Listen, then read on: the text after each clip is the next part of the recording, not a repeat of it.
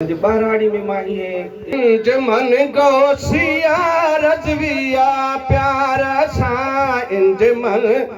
गौसिया रजविया प्यार सा मसजिद पई जोड़ाए सुभान अल्लाह करो तो मां जह मस्जिद में खिताबत कया पियो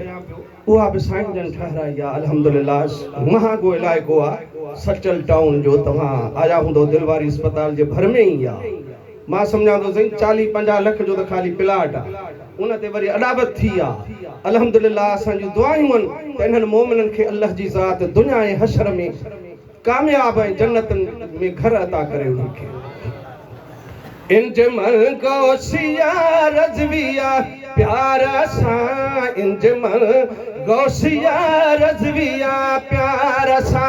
मस्जिद पई जोड़ाए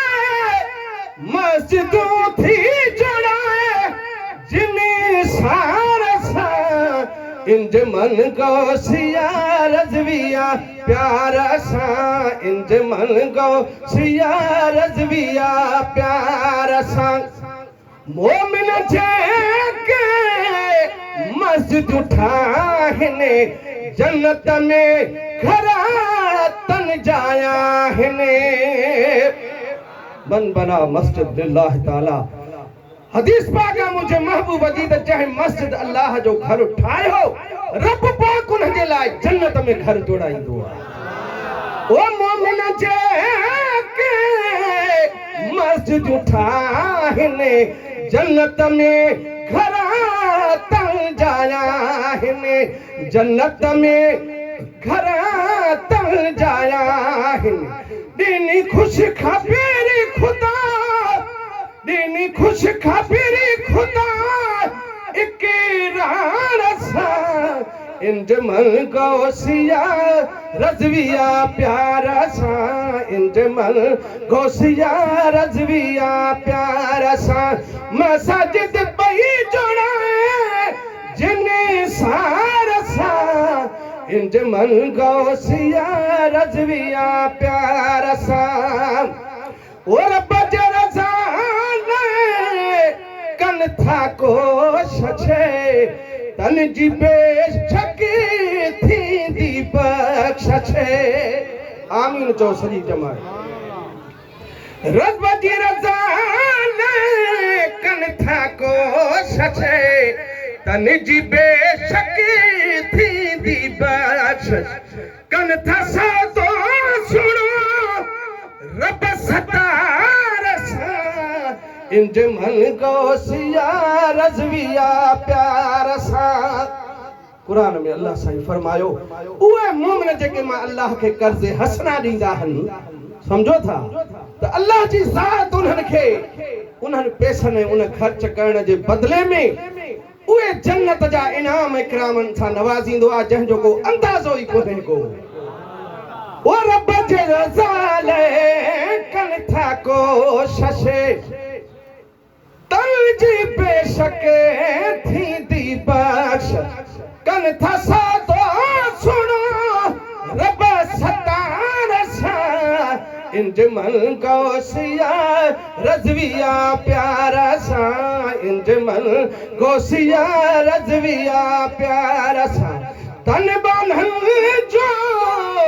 सच्चो ईमाना कुरान पाक ही करो ऐलाना ओ तन बांधन जो सच्चो ईमाना कुरान पाक ही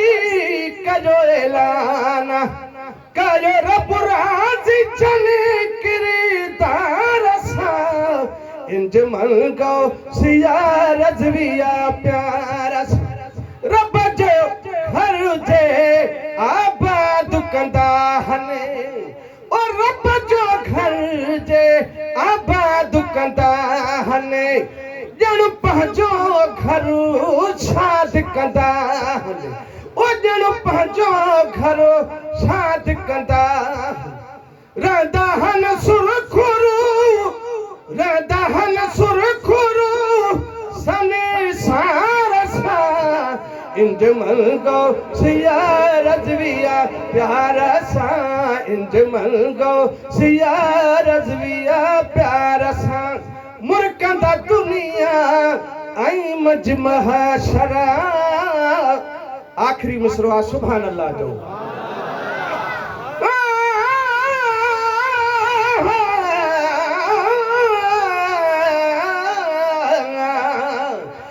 मुर्कंदा दुनिया आई मजमह शरा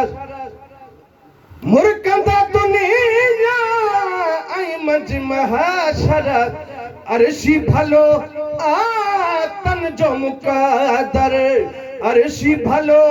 आतन जो मुकादर सिकजन जी सचिया सिकजन जी सचिया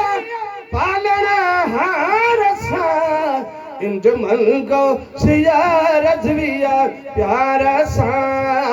मसाजिद पई जोड़ा जिनी सार सा इंज मन गो सिया रजविया प्यार सा